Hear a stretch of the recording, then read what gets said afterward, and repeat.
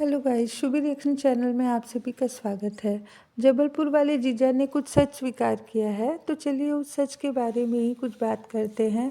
क्योंकि उनसे कुछ लोगों ने इंस्टा पर बात किया, क्या बात किया उनसे और उन्होंने उन बातों का क्या जवाब दिया, ये सारी बातें क्लियर करते हैं। पहला सवाल जीजा से पूछा गया कि क्या आपको हमारी जीजी पे कभी शक नहीं हुआ इतने सालों में। तो जीजा जी, जैसा कि सबको पता है कि वो 2-3 साल से हमारी जीजी को जानते हैं, तो जीजा जी ने बोला कि हाँ, शक तो होता था लेकिन मैं पूछने से डरता था कि क्योंकि ये तो एक दूसरे को भाई बहन बोलते हैं, तो इसीलिए मैं डर जाता था। दूसरा सवाल पूछा गया कि क्या आपने अम्बाला वाले भैया को वीडियो डालने के लिए उकसाया था। तो उन्होंने कहा कि वीडियो के लिए तो मैंने नहीं बोला था, लेकिन हाँ, जब वो मेरे सामने रोने लगे तो मैंने उनसे बोला कि आप सोशल मीडिया पे अपना पक्ष रखिए। तो यहाँ नोट करने वाली बात है कि रोने लगे। यहाँ अम्बाला वाले भैया का दिल दुखा था, उन्होंने अपने दिल की सारी बात जिज्जा के सामने उड़ेला। जिज्जा चाहते तो भैया को रोक सकते थे, पर जिज्जा ने तो उनको अलग ही रास्ता दिखा दिया कि जाओ भाई, सोशल मीडिया पे सब उड़ेल दो। अगर ये उस वक्त हमारे भैया को रोक लिए होते तो आज सोशल मीडिया पे इतनी छीछा-लेदर तो ना होती। तो ये पॉइंट तो नोटेड है। अब तीसरा सवाल जिज्जा से पूछा गया कि आप उनसे शादी करेंगे, तो जिज्जा ने बोला कि मैं तो पब्लिक के हिसाब से चलूँगा, जो पब्लिक बोलेगी मैं तो वही करूँगा। अभी तो मेरा दिमाग बिल्कुल पंक्चर है और मैं कोई ऐसा काम अभी करने का सोच नहीं रहा हूँ। लेकिन ऐसा नहीं है, जिज्जा का दिमाग बहुत तेज है, बहुत अच्छे से खेल गया हमारे अम्बाला वाले भैया के साथ। अब चलिए बात करते हैं कि अम्बाला वाले भैया के साथ इन्होंने क्या किया। तो इन्होंने अम्बाला वाले भैया को उकसाया। 2-3 सालों से इनको मालूम था कि जिज्जी का अफेयर चल रहा है, लेकिन ये डर से नहीं पूछ पाते थे। तो इन्होंने सोचा कि अगर मैं भैया को उकसाऊंगा तो मुझे सारा सच पता चल जाएगा, क्योंकि हमारे जिज्जा के दिमाग में भी ये पल रहा था कि आखिर इन दोनों के अंदर है क्या।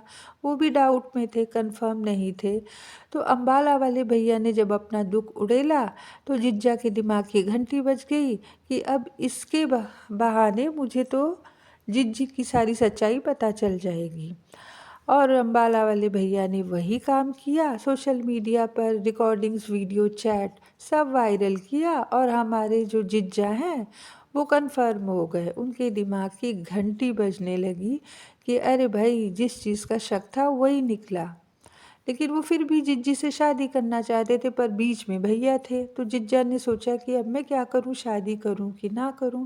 फिर जिज्जा ने सोचा कि अरे चलो शादी कर ही लेता हूं, इनसे शादी करूंगा तो मैं फेमस हो जाऊंगा। मेरी पर्सनैलिटी ऐसी है कि जो भी मुझे देखेगा कहीं ना कहीं मुझे सीरियल में काम मिल जाएगा। और कुछ लोगों ने वीडियो भी बनाया था कि अरे ये तो सीरियल में काम करते हैं, सीरियल में काम करने लायक लगते हैं। हमारे जिज्जा का दिल हमारी जिज्जी पे अटका हुआ था, क्योंकि हमारी जिज्जी को तो किसी को भी मोहित करने की कला आती है। वशीकरण मंत्र आता है हमारी जिज्जी को। यहाँ पर जिज्जा का काम हो गया, भैया हट गए रास्ते से। अब जीजा और जीजी ने एक दूसरे से बात किया। जीजी हमारी रो रो कर सारी बातें जीजा को बताई कि जो भी होना था हो गया। अब ये अम्बाला वाले भैया को ऐसा फांसेंगे कि इनसे ढेर सारी पेनाल्टी, ढेर सारे पैसे लेंगे।